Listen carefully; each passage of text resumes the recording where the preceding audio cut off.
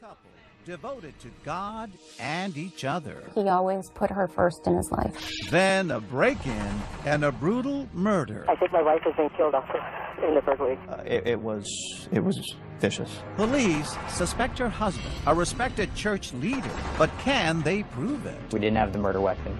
We didn't have any forensic evidence. Was the wrong man facing jail? I didn't do anything. What happened to the preacher's wife? Plus, a loving husband and young father vanishes into thin Nicholas air. Francisco is missing. If you can't find him, these kids don't have a daddy then. His disappearance reveals secrets almost too troubling to be true. How did I not see this stuff? Love and lies. Welcome to 2020 on ID. I'm John Quinones. We all know that marriage can be filled with ups and downs. Still, no one expects their union to shatter the way it did for the couples you're about to meet. First, Kelly Jarka, a family man and a devoted Jehovah's Witness. But when his wife ends up dead, the evidence points to him. Is it a rush to judgment? As Jim Avila first reported in 2009, nothing in this story of the preacher and his wife is quite as it seems.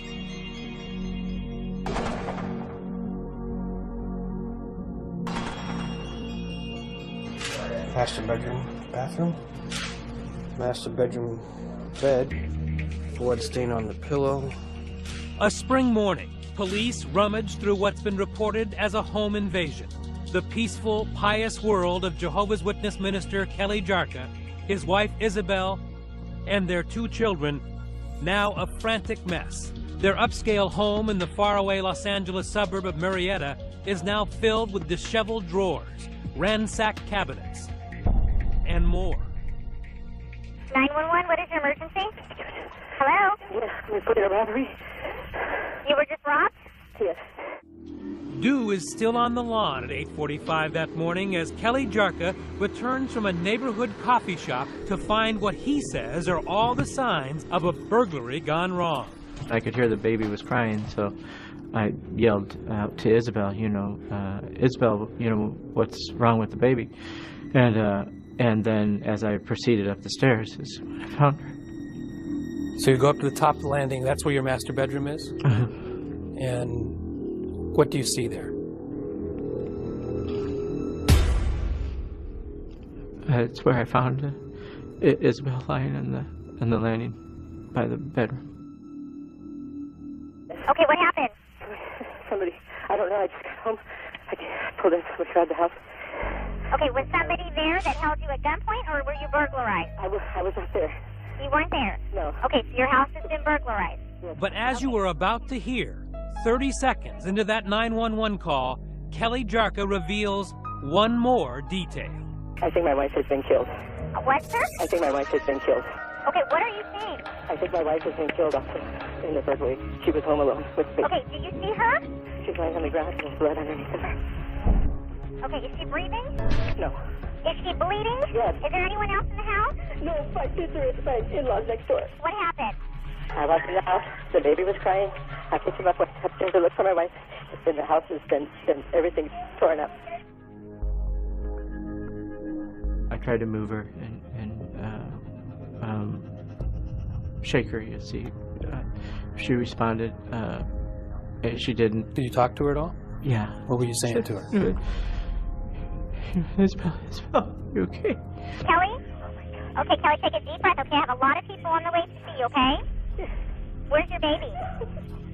Kelly, where's your baby? The terrifying screams you hear are from Isabelle's mother, Tina Conchola, who lives across the street from the Jarkas. Kelly runs to her house as he's talking to 911. Kelly, who's that in the background? It's my mother-in-law. And when I got to the last stair, I said, Isabelle, sweetie, answer me. Can you hear me? Move if you hear me. And she couldn't. She was already dead. But I didn't want to believe it. But she knows it's true and is already seething. Tina Canchola has made a snap decision about the murderer with no evidence. Right away, I figured that he would kill her. So what did you say to him? I say, you kill her. I know that you kill her. And he, of course, said, no, I didn't. Of course not. He didn't say nothing. He just looked at me like this. Why wouldn't he deny it? Because he knew that it was true. But why the rush to judgment? Is Tina just an angry mother-in-law who hates Kelly, and so she ignores all the evidence of a break-in? That's not the Kelly Jarka everyone else knew, a man so in love with his wife, he'd give her anything. This is their second anniversary party. We were young. She liked to joke around. So in other words, next year. Very kind, considerate person, happy. Of course, I thought she was beautiful. For Kelly, it is love at first sight. A Midwestern boy smitten by a California girl he met at church. Kelly was like always pursuing Isabelle. he was trying everything. Isabelle's family says she likes being pursued. His family saw that too.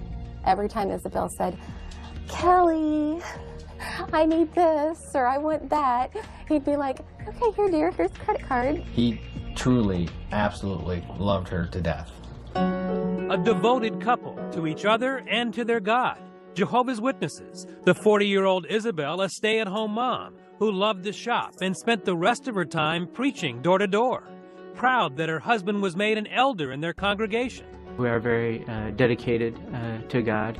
Matthew 6:33 says, seek the kingdom first and all the other things will be added to you. And everything always works out.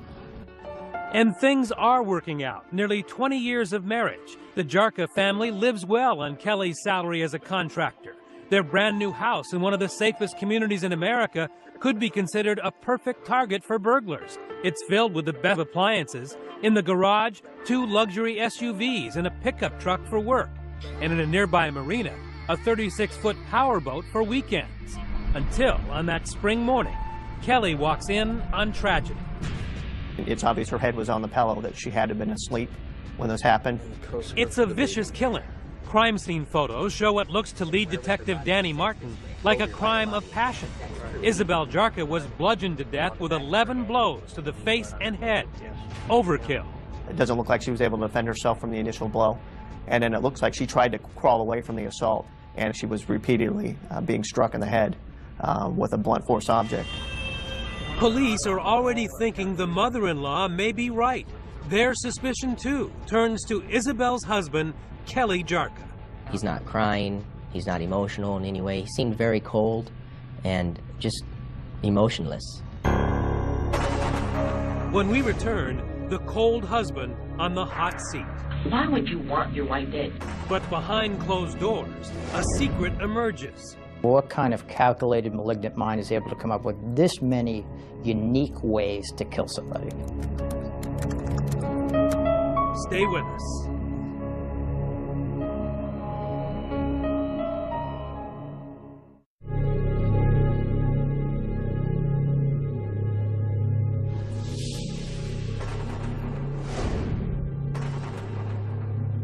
For 39-year-old Kelly Jarka, it has been a day like no other.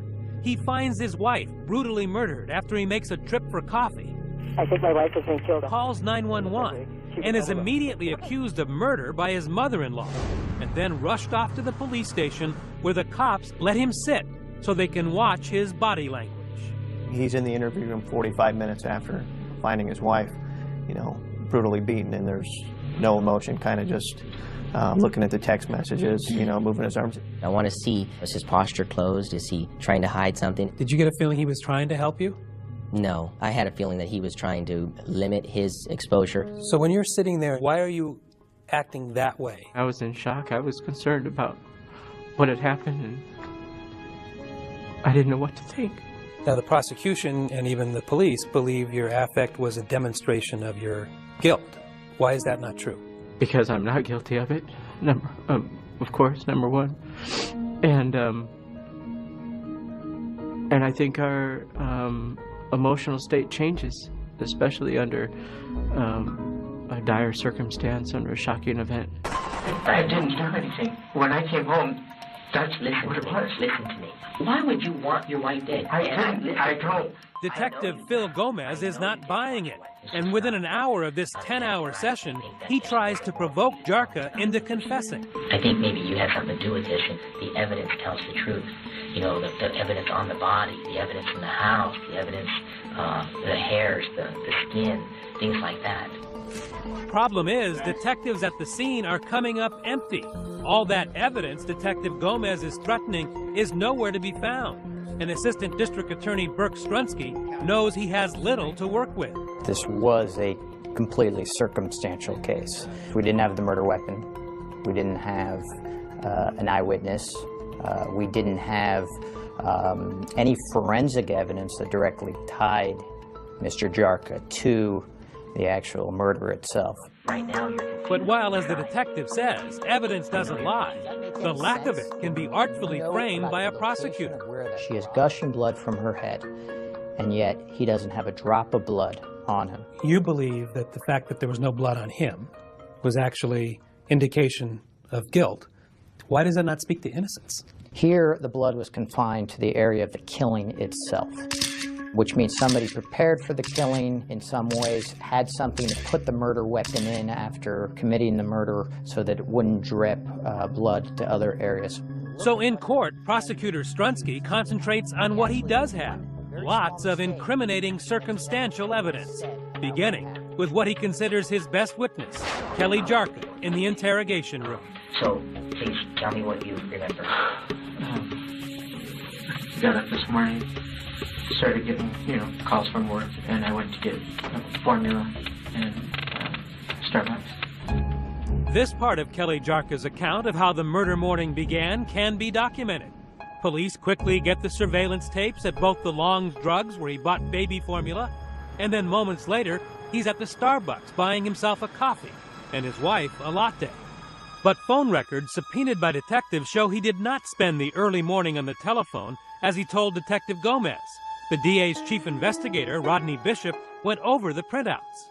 He didn't make phone calls? No, he did not. I personally spoke to every single person that tried to get a hold of him that morning. And these people did not speak with him, didn't get a hold of him, and thought that was odd. So contrary to what he was telling you, not only was not on the phone, he wasn't answering the phone. He was not taking the phone calls, no. Next, the detectives go after the story of how Kelly says he first noticed signs of a break-in. And the door inside the house I saw was open. Open house. Like cracked open. And then I saw the door that comes from the outside to the garage was open also.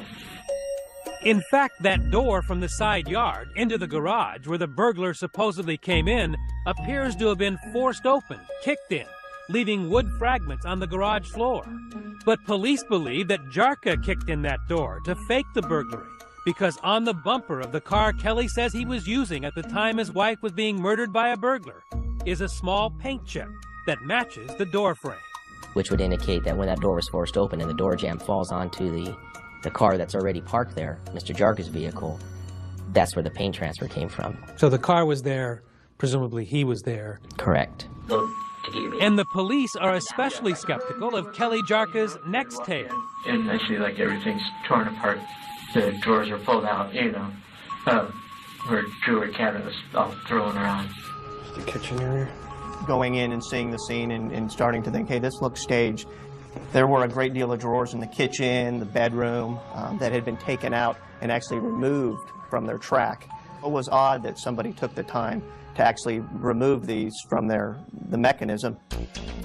They also think it's strange that the phantom burglar, as they call him, left behind $500 in a bedside table and a laptop computer, while taking a much heavier and more difficult-to-sell desktop computer tower. But all that pales to this bombshell. What the prosecutor says is the clear motive for Isabelle Jarka's death. He did it to make $1.3 million in insurance. 3 weeks before Isabelle was murdered, Kelly Jarka arranged for 3 new insurance policies on the wife he had never insured before. He is vague about them during his interrogation. I didn't even know who the policy is. We had a friend who got sick like a year or something ago, and so she wanted me to get life insurance and everything. But that's recently. It's probably not even in effect yet. I don't know. But the policies were in effect when Isabelle died, and while Jarka told police he didn't know where his wife kept them, the documents were found in a file cabinet with his, not Isabelle's, fingerprints on them. You would have to be an idiot to take out life insurance on somebody 3 weeks before. I don't know how anyone would think that they could do that and get away with it. But the prosecution claims Jarka was desperate enough to be reckless, high living, leaving him deeply in debt. He shows the jury this bank letter dated days before the murder, warning him that he is in default, 2 months behind on his mortgage. Things were really coming down to the wire as far as foreclosure on the house. And Isabelle's mother says there was enough financial stress at home for her daughter to openly threaten divorce. Mom, if I go, me and my kids to your house to live with you guys, do you agree for me to stay there? And I say, of course. Not enough incriminating circumstantial evidence yet? Here's another smoking gun. One of those laptops left behind is jammed with suspicious entries. Those searches give you a glimpse into the mind of a psychopath. The thought process that goes into even thinking about how many ways that he could kill his wife shows a demented resolve and planning to end Isabelle's life. Among the shocking Google searches, poisons that cause instant death, how long to medically suffocate, how to drug overdose, can you suffocate from a pillow, cyanide and suicide, can a BB gun kill you, how long does it take to suffocate, the best way to die, and how long to wait to remarry. Chilling. I mean, what kind of calculated malignant mind is able to come up with this many unique ways to kill somebody?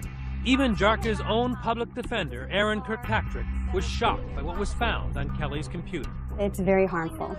When I saw the computer searches at first, I was very concerned. But just the computer searches alone is not enough evidence.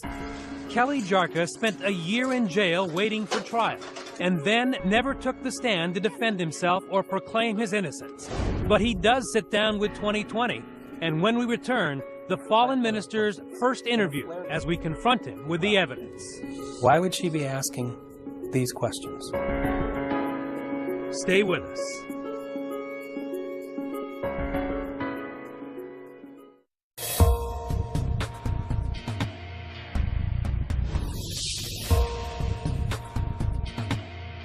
It all seems so far away.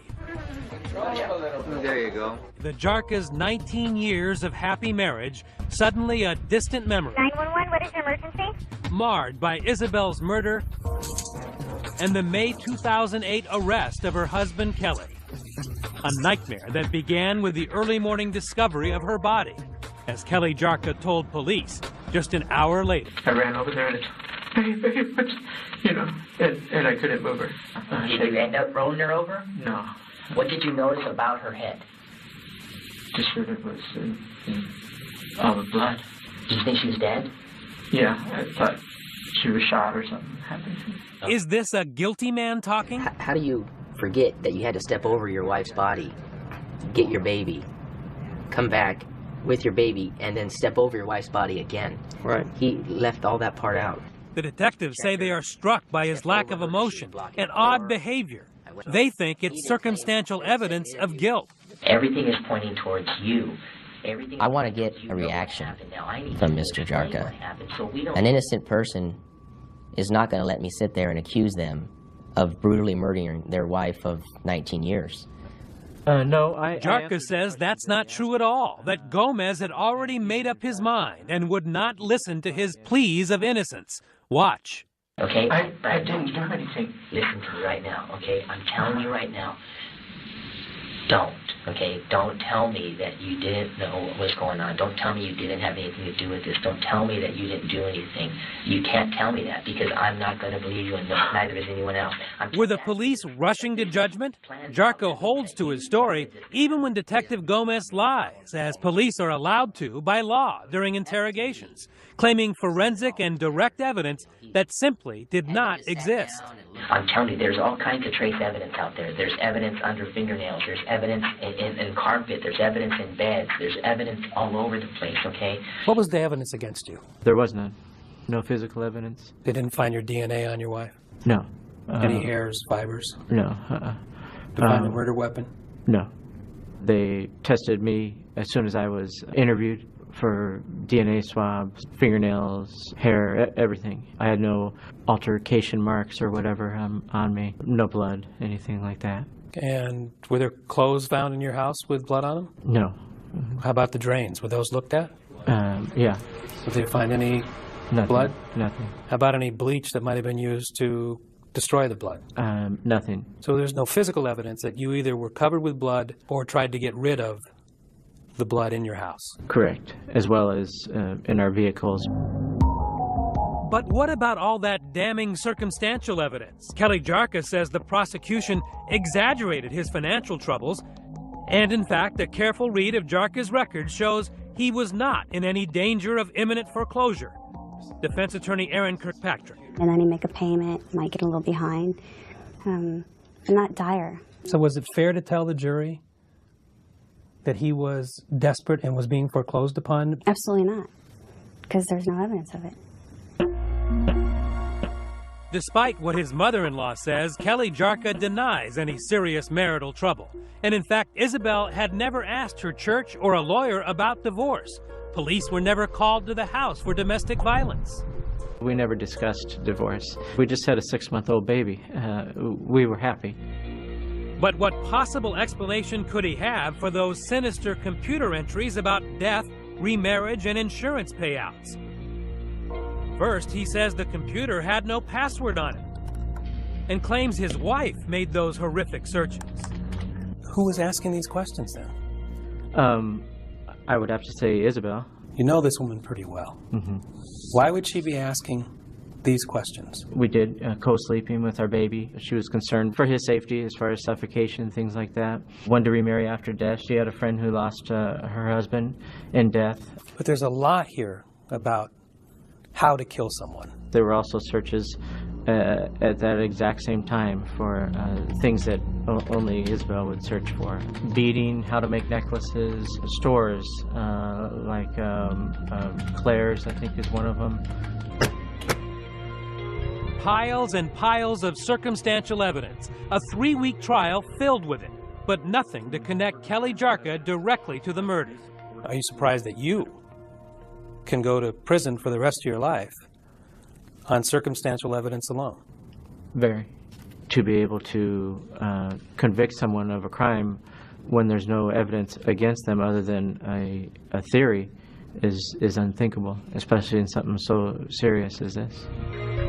You must impartially compare and consider all the evidence that was received throughout the entire trial. And just before the jury is sent to deliberate, a powerful message from the judge that should help Kelly about how circumstantial evidence is to be used. If there are 2 reasonable interpretations to that circumstantial evidence, and one of those interpretations points toward innocence, they must accept the one that points toward innocence. But it took the jury just 3.5 hours to find the surprised Kelly Jarka guilty of first-degree murder. The jury has reached a verdict, is that correct? Yes, we have. To the jury, according to its foreman Ron Fournier, Jarka's lies added up to guilt. There was no smoking gun, no eyewitness, no bloody clothes, no bloody murder weapon. But after 3 weeks of day after day after day being exposed to one lie after another, it just kept adding up that this nice gentleman sitting over here could have done it. He's the only one who could have done it. So there was no dissension on anything. Not one person said, yeah, but a burglar could have done that. Not one.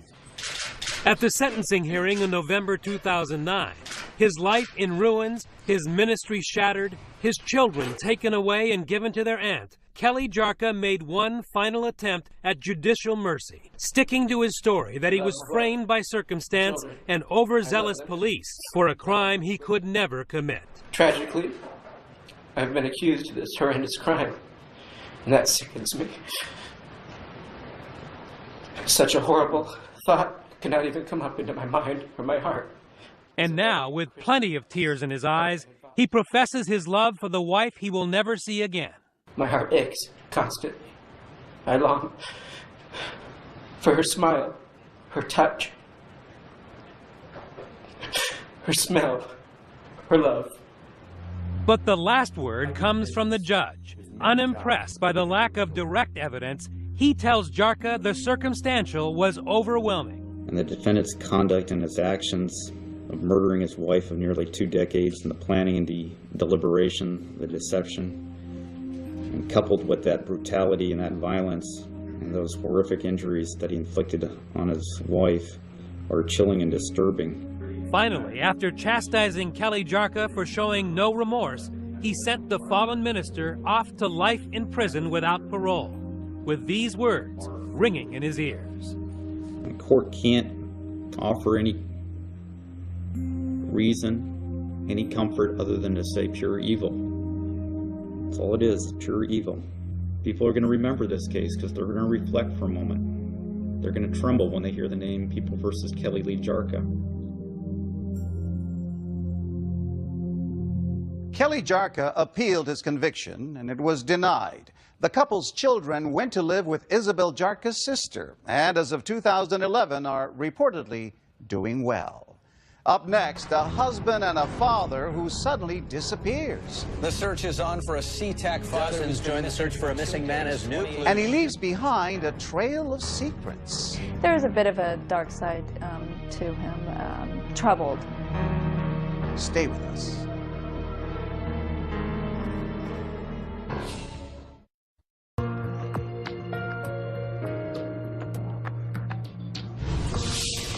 Imagine the last thing you hear from your husband is a call saying he's on his way home from work and he'll see you soon. Then silence.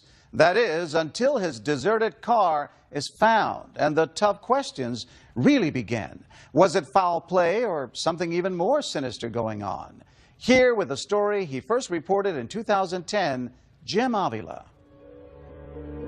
The search is on for a SeaTac. Dozens joined the search for a missing man as new clues. Searching the bank and... It roared across Seattle's front pages. Breaking news on TV. Not seen since Wednesday. February 2008. Family man Nicholas Francisco, gone missing on his way home from work. Wednesday night today. Simply disappears. Search is still ongoing, and there's not any... loves us more than anything. Who was this 28-year-old young man from the Northwest? He had built a life and family with Christine, a small-town co-ed he met 9 years earlier by chance at art school. In walks this guy, a very good-looking guy, and honestly, my jaw dropped. Attractive and kind of funny, ready to joke around with the guys, like his best friend, Matt Donovan. He was a great guy to be around. He was kind of a little bit crazy. The guy sticking his head out the window, yelling and screaming as we're driving. He says both Christine and Nick shared difficult childhoods. His father walked out on Nick when he was just 16. But that didn't scare him away from marriage. 2 years after they met, Christine and Nick were wed. And you were deeply in love. I was. He was everything that I had dreamed of. I felt like Cinderella. Christine's family secret, she says she'd been abused as a child, but now had finally found someone she trusted in Nicholas. When you're a little girl and you're thinking about your knight in shining armor, he was it. Soon daughter Zaya was on the way, followed by son Noah. The Franciscos were regulars at a conservative church, and Nicholas got a job as art director for the ad agency Publicis. He was a likable guy. He had a sense of humor. Likeable, says his boss, Christina Muller-Eberhard, yet a bit mysterious. There was a bit of a dark side to him, troubled, I should say. He kept a lot to himself. Perhaps he was worried about money. With 2 kids and Christine newly pregnant with a third, the family budget was stretched. Christine opened a home business making custom aprons and selling them online. And on February 13, 2008, she sends him off to work without complaint, not knowing it would be for the last time. And then he kissed me on the forehead, and he goes, "Oh, my poor sweet Bella, I love you." Just after 6 that night, Nicholas calls and promises to be home soon to bake Valentine's Day cookies with Noah and Zaya. And she was excited because she loved to do things with her daddy, and Noah was excited. At the office, all is well. He seemed happy. He seemed actually in a pretty good mood, and he was making jokes. While at home, Zaya, Noah, and Christine are waiting, the clock ticking. The cookie dough primed. When he didn't come home, what happened? She looks at me and she goes, Mommy, why didn't Daddy come home and make cookies? And at that point, I was a little irritated, a little angry, because he broke a promise. So by 9 o'clock, you're starting to get a little agitated. I was worried. I was really worried, because I wasn't like him. He always called me. She calls his cell phone repeatedly, but no one answers. So Christine finally puts the kids to bed. And at 10 o'clock, she calls 911. She said, if he's still missing in 3 hours, call us back. He said, okay. So I paced around my house for 3 hours. Christine does what she can, frantically calling hospitals, friends, and family. No one has heard a thing. And at 1 in the morning, now desperate, she calls police back. I said, you don't understand. He's not the same as every other man. This man wouldn't leave me. He wouldn't just walk out. Police react quickly for a missing persons case. Detective John Holland is assigned the next morning and finds little suspicious. We had no known motive. He wasn't in the drug world. No. He didn't have people who were on the outskirts of society. He didn't associate with them. No. He was pretty much a homebody. That's correct. And outside the police station, an army of friends and family, church members and co-workers organize a massive search, led by family friend Lee Brown. Following his usual route home, we cut that area up into like 5 different areas. We drove for probably a solid 6 hours. Missing posters go up. The ad agency where Nick worked hires a private eye and shuts down his entire department to hit the streets and hand out flyers. We were worried. We were really worried. One of your coworkers go missing, you want to do something about it. Hi. We have a friend of ours that's been missing since Wednesday. I don't know if you've seen it on the news. Out-of-town friends show up, including best buddy Matt, who consoles Zaya and the very young but very concerned Noah. He asked where his dad was, and it just killed me. It tore me up inside because, I shouldn't have to answer this question for him. His dad should be here. Then the news media kicks in. First local TV. And if you can't find him, these kids don't have a daddy then. The Seattle paper. And the story goes national on the America's Most Wanted website. Suddenly, Christine is flooded with not only volunteers, but donations. The community was amazing. The donations kept flooding in. I was overwhelmed. And not just financial. People brought clothes. They brought food. And they searched for your husband. They took their time, their efforts. They left their families for days. Amateur sleuths from around the country offer clues and plots. Some wonder if Nick's wife killed him. At least 2 psychics tell police he's dead.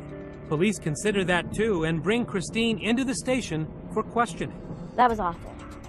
To have a police car come up to my driveway. I've never had a speeding ticket. This is out of her world. Absolutely, without a doubt. This was completely a place she had never been to before. They were asking you some pretty tough questions. The toughest questions of my entire life. I was accused of things that never even crossed my mind. Like what? Murdering him, cheating on him, scamming the public for donation money.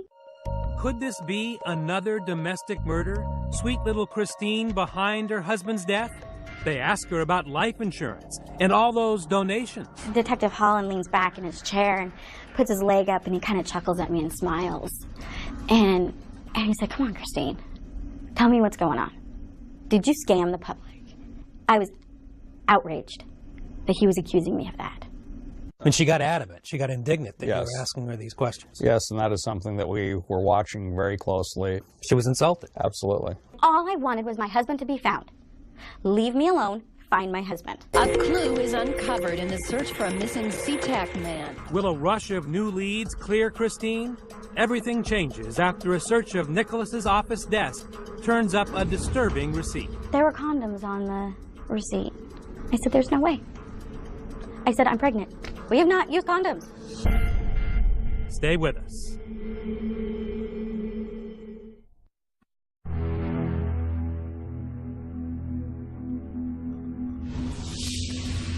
Where is a 28-year-old devoted father of 2? Hello, everybody. There has been a big break in the search for a missing SeaTac father.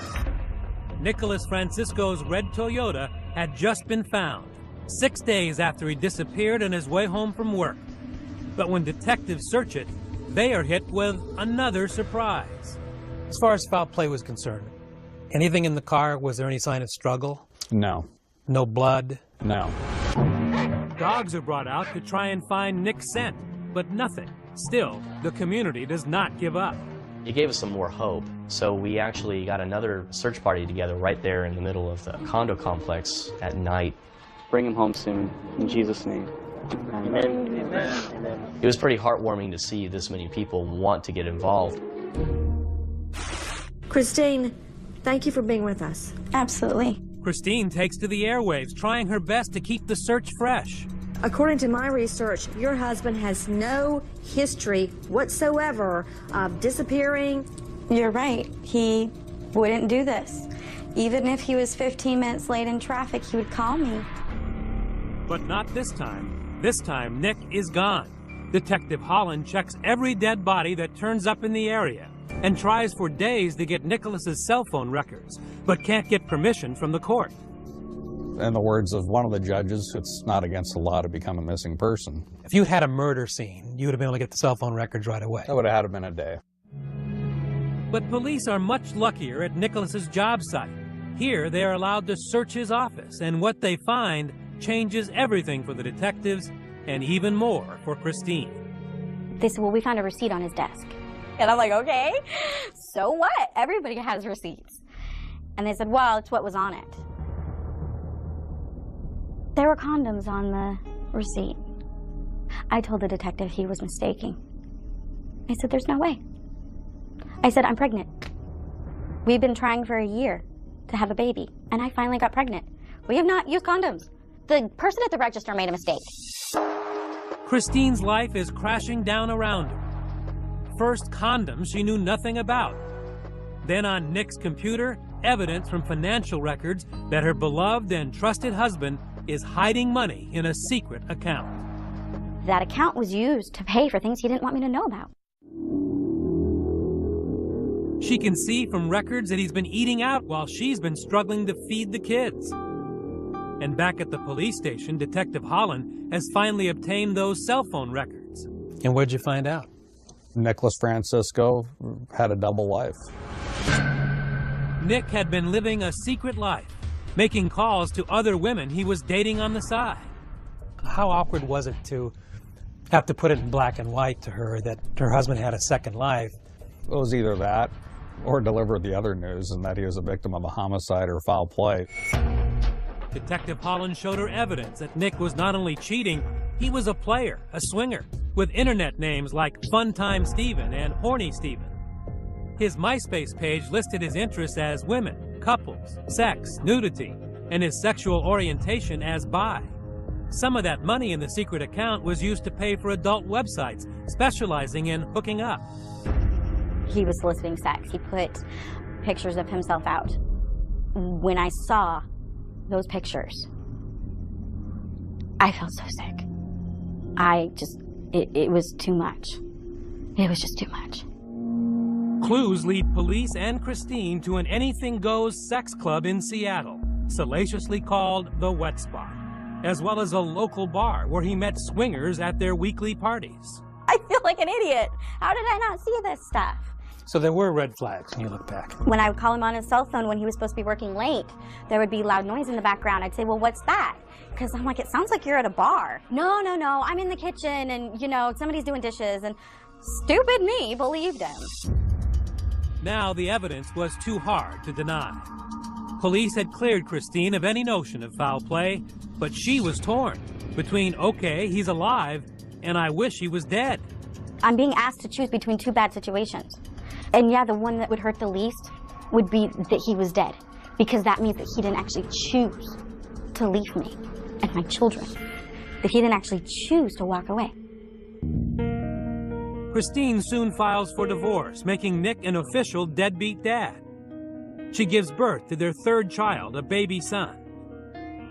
Police kept looking. They made Nick the king of spades on a missing persons card deck, but the case loses momentum. Until Christine gets a phone call that nearly floors her. A state bureaucrat wants her to know she has a child support check waiting for her. And I said, are you kidding me? who's the check from? And I said, I need to know if this came from my ex-husband, because I need to know if he's alive or not. And she told me, she said, it says that it's from Nicholas Stephen Francisco. Nick, hiding away for about a year now under an assumed name, finally made a mistake. He opened a bank account in faraway Los Angeles, and Washington State's computers flagged it and confiscated his money. Nick was not pleased and even had the gall to try and get the money back before closing the account and disappearing again. I would have expected him to have the character to at least man up and be, hey, this isn't going to work, but I'm still going to support my kids. Not Nick. He doesn't even want to see pictures of his kids when we track him down outside his new home in Los Angeles. I'll show you a couple pictures maybe you want to see of your kids. Tell us why you would, it's near almost Father's Day, and why you wouldn't want to see them or abandon them. Can you tell us at all about what happened? Why'd you leave? We tried to ask how he could tear his family apart like this, but he wasn't in the mood to share his secrets. This from a man whose own father left his family when Nicholas was 16. He yawned. Are you serious? I'm serious. That hurts that we meant nothing to him. I think that's the only way he can deal with what he's done. If he engages at all, the weight of the whole situation hits him. And so he completely pushes it all away so that he doesn't have to feel any of it. Nicholas Francisco won't speak for himself now, although one Seattle reporter did manage to ask him if he felt guilty about wasting everybody's time, energy, and sympathy. His answer, no, they did it for selfish reasons. It doesn't surprise me. It's what people do. They want to feel good about themselves that they're doing something. Not exactly what those friends and co-workers who spent their nights and weekends searching for what they now label a deadbeat wanted to hear. I think we were all pretty pissed off, to be honest. It's like, wow, you're gotta be kidding. You just feel like you've been played for a fool, and now he's going to get away with it. Ex-wife Christine lost their house to foreclosure. She's remarried and now lives with the kids squeezed into a basement apartment, while forced as a co-borrower to pay Nicholas's student loans on her own. He hasn't given her another cent, leaving her to explain the unexplainable to her 3 children. She still remembers Daddy. Oh, yeah. We remember the good memories, and we cry together about the good memories. And then she always asks at the very end, why did Daddy leave? My answer is the same, because he decided he didn't want to be a daddy or a husband anymore. As of 2011, Nick Francisco remains estranged from his family. Christina Carter says she has not received any further child support payments. Meanwhile, authorities maintain they do not have the time or the resources to pursue Francisco. I'm John Quinones. Join us next time for another edition of 2020 on ID.